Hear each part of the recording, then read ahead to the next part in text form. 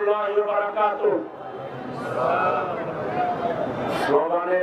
স্লোগানের তুলে সালামের যে মর্যাদা, এটা খাটো হয়ে গেছে।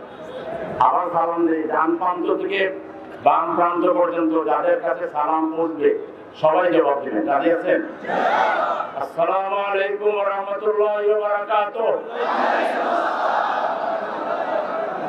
আলহামদুলিল্লাহি রাব্বিল আলামিন, আসসালাতু ওয়াসসালামু আলা সাইয়্যিদিল আমবিয়া'i ওয়াল মুরসালিন ওয়া আলা আলিহি ওয়া সাহবিহি আজমাইন। 24-এর ঐতিহাসিক 5ই আগস্ট ছাত্র জনতার ঐতিহাসিক গণ অভ্যুত্থান দিবসের প্রথম বার্ষিকী উদযাপন উপলক্ষে বাংলাদেশের গণমানুষের প্রাণ প্রিয় শহীদ কাফেলা বাংলাদেশ জামাত ইসলামী আহত আজকের বিজয় মিছিল বড় মিছিলের এই কর্মসূচিতে ঢাকা মহানগরী উত্তরের সর্বস্তরের ইসলামী আন্দোলনের ভাইরা, সংগ্রামী নগরবাসী, প্রিয় দেশবাসী, মিডিয়ার মাধ্যমে প্রবাস থেকে যারা আমাদেরকে শুনছেন, সর্বস্তরের জনগণকে আমরা এই বিপ্লবের প্রথম বার্ষিকীতে জামাত ইসলামী ঢাকা মহানগরীর পক্ষ থেকে বিপ্লবী সালাম এবং শুভেচ্ছা জানাচ্ছি। সংগ্রামী ভাইরা, আজকের দিন পৃথিবীর ইতিহাসে একটি নজিরবিহীন ঐতিহাসিক দিন।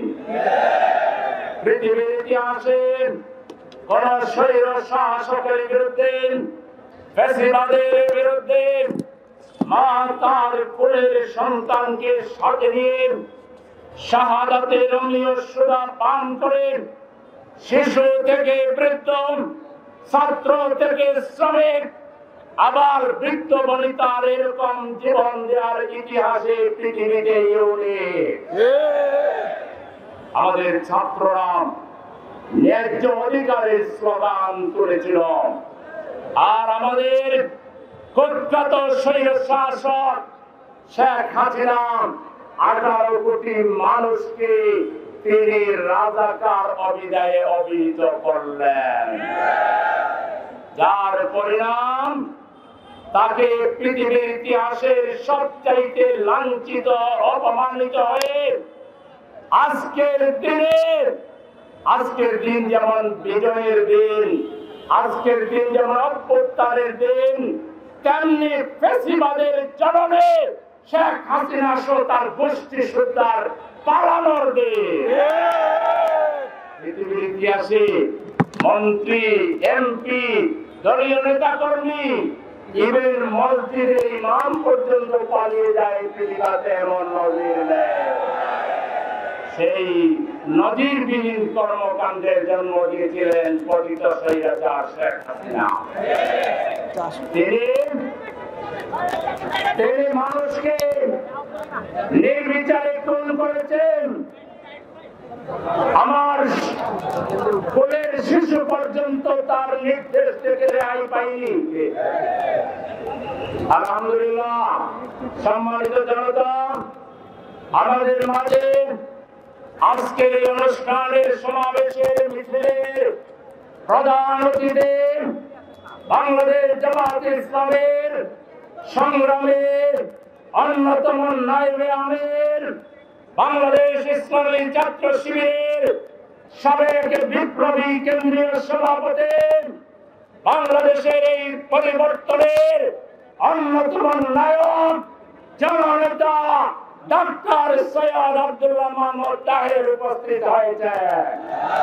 আজকের এই সমাবেশ থেকে আমরা তাকে স্বাগত জানাই। নারে তাকবীর, নারে তাকবীর।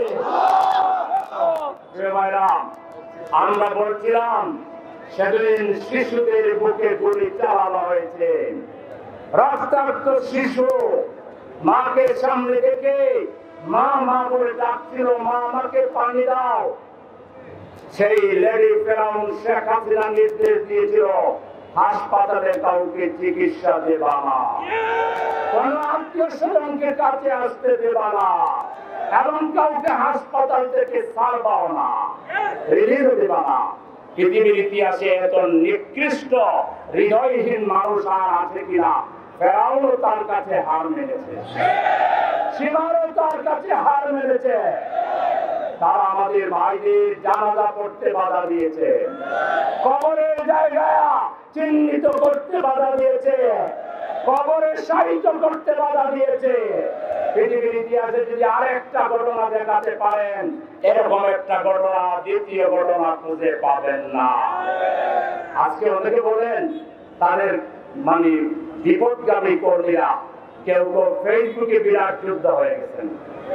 হাসিনা পালায়নের সময় পরে রাস্তায় এসে দুই চারটা মিছিল করবে, মনে হয় সামনেও আজরাইল, পিছনে আজরাইল, ডাইনেও আজরাইল, বামেও আজরাইল। আমরা আপনাদের কম হয়ে গেছি। মিটিং করার আগে এরকম জায়গায় আমরা 1 ঘন্টা ব্যাপী প্রস্তুতি নিয়েছি। শত শত লোক আসছে, আপনাদের ডিবি আমাদেরকে গ্রেফতার করেছে, র‍্যাব করেছে, সব চ্যালেঞ্জ মোকাবেলা করে রাজপথে আমরা প্রত্যেকটা অন্যায়ের প্রতিবাদ করি। আপনারা শুধুমাত্র এই শুরু হইল না, ইউরোপ সরকার তো একটা কাহিনী গভর্নমেন্ট, তিনি একজন আন্তর্জাতিক ব্যক্তিত্ব, পুলিশকে নির্দেশ দেন না গুলি করার জন্য, ধরবার জন্য। এই চান্সে 2-4 জন 10 জন মিলে যে বাইর হন, মনে হয় যেন আজরাইলও আপনাদেরকে দেখে লজ্জা পায়, শয়তানও আপনাদেরকে দেখে লজ্জা পায়। সুতরাং আজকে আমরা বলতে চাই, পৃথিবীর কোন ইতিহাস নাই, স্বৈর শাসক আবার ফিরে এসেছে। আপনাদের ফিরার কোন সম্ভাবনা নাই। নূ জবর না নয়, নূ আলিফ জবর না, নূ হাওয়া জবর না। আপনারা আসতে পারবেন না, কারণ আপনাদের সাথে যে যুদ্ধ, এটা জামাত শিবিরের যুদ্ধ না, এটা রাজনৈতিক দলের যুদ্ধ না, এদেশের কোটি কোটি শিশুদের সাথে আপনাদের যুদ্ধ, এদেশের কোটি কোটি যুবকদের সাথে আপনাদের যুদ্ধ, এদেশের কোটি কোটি শ্রমিকের সাথে আপনাদের যুদ্ধ। আগামী 50-100 বছর শ্রমিকরা, শিশুরা, যুবকরা তারা যে রক্ত দিয়েছে এটা বলবে না। আপনারা আসার চেষ্টা করলে বাংলাদেশ শক্তিশালী হবে। আপনারা জুলাই অভ্যুত্থান কি দেখেছেন, এটা কত প্রকার কি কি আসলে বিমানবন্দরে আমরা বা কোনো লোকাই যদি আসে আমরা দেখাই দিব ইনশাআল্লাহ, ঠিক না? সুতরাং আমাদের বাইরের রক্তের দাগ এখনো শুকায় নাই। আপনাদের কোন ক্ষমা বাংলাদেশে নাই, কোনদের কোন ক্ষমা হতে পারে না। আমার মায়ের চোখ এখন অস্ত্র সজন, বারবার রুমাল দিয়ে কাপড় দিয়ে নিজের চোখকে সম্বরণ করছে, আড়ালে আবদালে কান্নাকাটি করছে। আপনারা কেমনে চিন্তা করেন যে খুনিরা আবার দেশে পুনর্বাসিত হবেন? আমরা মাননীয় প্রফেসর ইউনূস সাহেবকে বলবো, যথেষ্ট উদারতা দেখিয়েছেন, এখন আগামী 2 মাসের ভিতরে প্রশাসনের ভিতরে এবং বাইরে 100% খুনিকে যদি ধরে জেলে ভরতে না পারেন, বিচারের মুখোমুখি করতে না পারেন, তাই আপনাদেরকে আমরা যে নিঃশর্ত সমর্থন দিচ্ছি, এটা দেব কিনা আমাদের নির্বাহীতে আমরা আলোচনা করব। এবং প্রয়োজনে সারা বাংলা ঘেরাও করে আমরা খুনিদেরকে ধরে প্রশাসনের হাতে তুলে দেব। 2 নম্বর কথা হলো, লেভেল প্লেইং ফিল্ড না করে এখন ইউনো ওসি সাহেব, ডিসি সাহেব কি আরামকে দাঁড়ায় বসে প্রেম প্রীতি করছেন কিছু রাজনৈতিক দলের নেতা কর্মীদের সাথে, বসে লেনদেন করছেন, দুর্নীতির লেনদেন করছেন। আপনারা সাবধান হয়ে যান। 100% লেভেল প্লেইং ফিল্ড ছাড়া বাংলাদেশের নির্বাচন জনগণ মেনে নেবে না। এই চঞ্চলিত দলবাজ প্রশাসনের লোকদেরকে রাঙ্গামাটি এবং খাগড়াছড়িতে পাঠিয়ে ওখানে তাদেরকে আবদ্ধ করে রাখা হবে, ওরা মুক্ত বাতাসেও থাকতে পারবে না। আজকে আমরা পরিষ্কার বলতে চাই, আপনারা সনদ ঘোষণা দেবেন, আজকে ভালো কথা। জনপ্রত্যাশার বিরুদ্ধে কোন শব্দ লাইন যদি থাকে, আমাদের নেতা ডক্টর আব্দুল্লাহ মোহাম্মদ তাহের কালকে বলেছেন, আমরা কোনোভাবে সেটা মেনে নেব না। এই নম্বরে সনদ বাস্তবায়নের সুস্পষ্ট পথরেখা, রূপরেখা থাকতে হবে। কোন ধরনের দানাই বানাই আমরা মেনে নেব না। সনদ এখন থেকেই বাস্তবায়ন করতে হবে আগামী দিনগুলো, এবং নির্বাচন জুলাই সনদের ভিত্তিতে হতে হবে। খুনিদের বিচার দৃশ্যমান করতে হবে এবং প্রবাসীদেরকে ভোটাধিকার দিতে হবে। বিশেষ করে আমি দাবি জানাবো, পাথরের বাহিনীকে আপনারা গ্রেফতার করো।